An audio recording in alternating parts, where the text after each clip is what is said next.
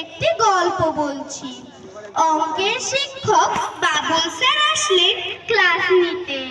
এসে বললেন, আজকে তোমাদের একটা পরীক্ষা নেব। একটি অঙ্ক দিয়ে বললেন, তোমাদের মধ্যে যে এই অঙ্কটি পারবে তাকে আমি একজোড়া জুতো গিফট করব।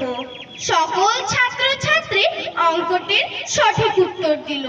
স্যার বললেন, আমি তো একজনকে এই জুতো জোড়া দিতে পারবো। তখন স্যার বললেন, একটা কাজ করা যাক, লটারি করি। তোমরা তোমাদের নাম আর রোল লিখে বক্সে রাখো।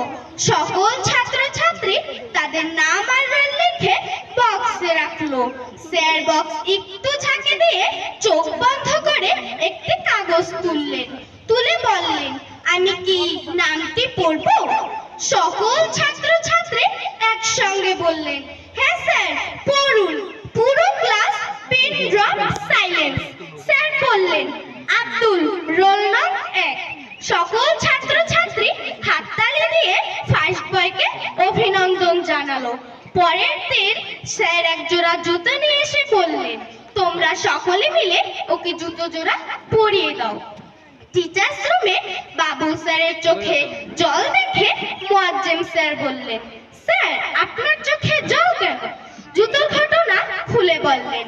আব্দুল ক্লাসের একমাত্র ছাত্র, যে কিনা স্কুলে খালি পায়ে আসে। ওর কথা চিন্তা করে আমি একটি সহজ অঙ্ক দিলাম। সকল ছাত্রছাত্রী অঙ্কটির সঠিক উত্তর দিল। সবচেয়ে অবাক লাগলো, লটারির বক্স খুলে দেখি সকল ছাত্রছাত্রী তাদের নিজ নিজ নাম না লিখে লিখলো আব্দুল, রোল নং 1, যাতে করে জুতো জোড়া আব্দুল পায়। সবাইকে ধন্যবাদ।